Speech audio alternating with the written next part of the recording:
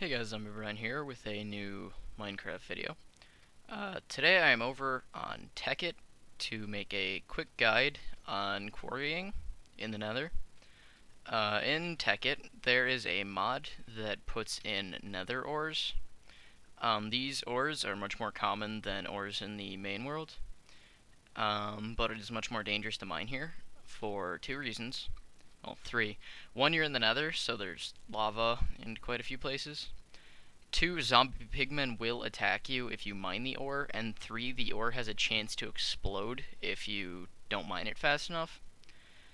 So what the quarry would do with my setup is it makes it so there's no pigmen attacking you. It turns the lava into obsidian, which I'll show you how, so that it can mine that and pick it all up. And obsidian has a fairly nice EMC value, so you can just get some stuff from that. And the ores don't explode because they're underwater. Now the trick to that is ice. Ice can be made in Tekkit by compressing with a industrial craft compressor, compressing snowballs.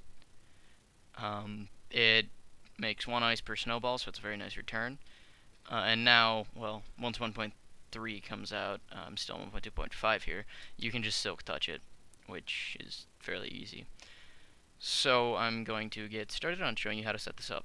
So what you're going to want to do is get a quarry, 4 steam or combustion engines, some ice, and then depending on what engines you use, the stuff to run it. In this situation, you can either use charcoal for steam engine.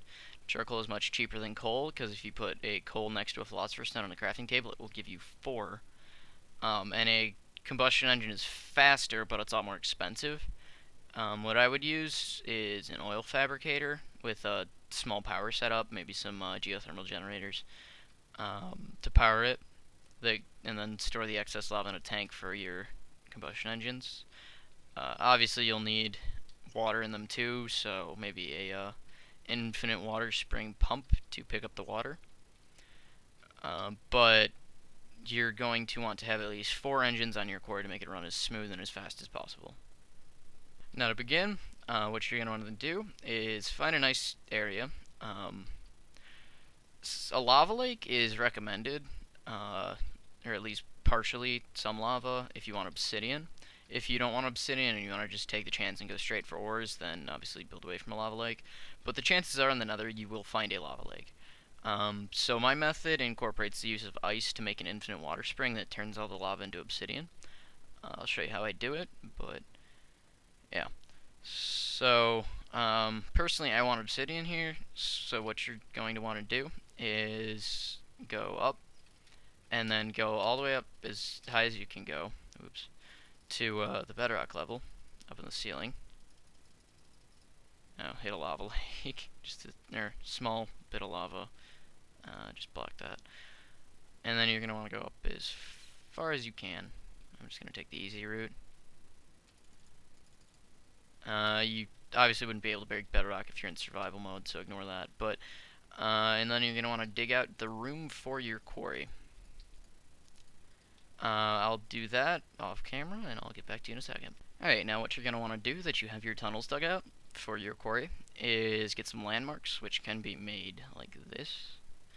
You're going to place them around the tunnel so that they all link up, like so.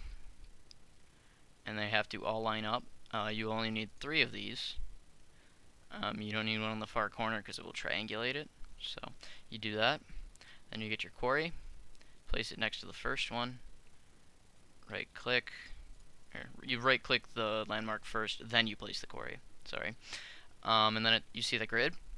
Now you're going to want to attach your engines to the quarry. Let me get some redstone torches.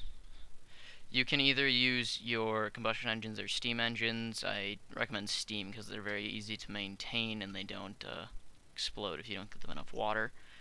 You're going to want to put 3 there and 1 underneath. Do not put 1 right here because the box, when it's making itself, it will delete the engine. Also make sure not to do that with your quarry either. Do not put it in the way of the landmarks. It's a big note. So I'm going to fill these out with charcoal. And get 4 stacks of that.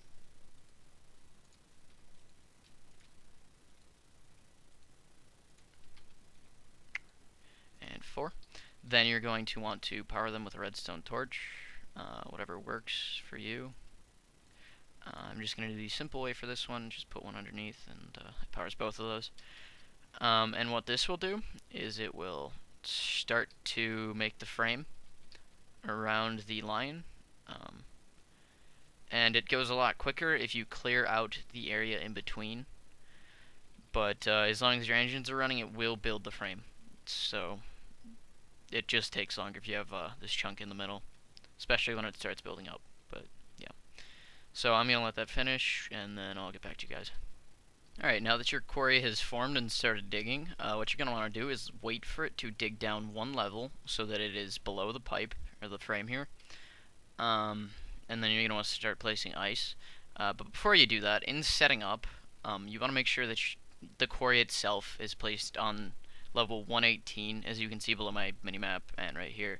Why 119, or on the side below the minimap 119, and in parentheses 118. You're going to want to be on the parentheses 118, because if you make it 119 like I did, you're going to hit the bedrock above you, and it can't build through bedrock, and you're going to have to destroy that, which if you're in survival, not going to work. So build it 118 on the Y coordinate, where your feet are. Your feet have to be on 118. And then what you're going to want to do to collect items is just attach any type of pipe, stone, cobblestone, your choice, and then a crystal chest right above it, and it'll just fill the crystal chest. What you can do from there is diamond pipe filter out the ores to go to a separate chest. So when you get to the corner here, you'll notice that when you start breaking these, this entire row turns into source blocks, and when you break them, yeah. So when you do this, you are turning this entire area into a giant water puddle, and they are all source blocks. So when the quarry starts digging down, whenever it hits, say, a lava lake, the water will fill that lava lake, turning it into obsidian, and it will dig the obsidian up and put it in your chest. So I'm gonna put my engines back, and that's basically all you have to do to get this quarry up and running. It will dig out all the ores and store them for you. It's very nice design.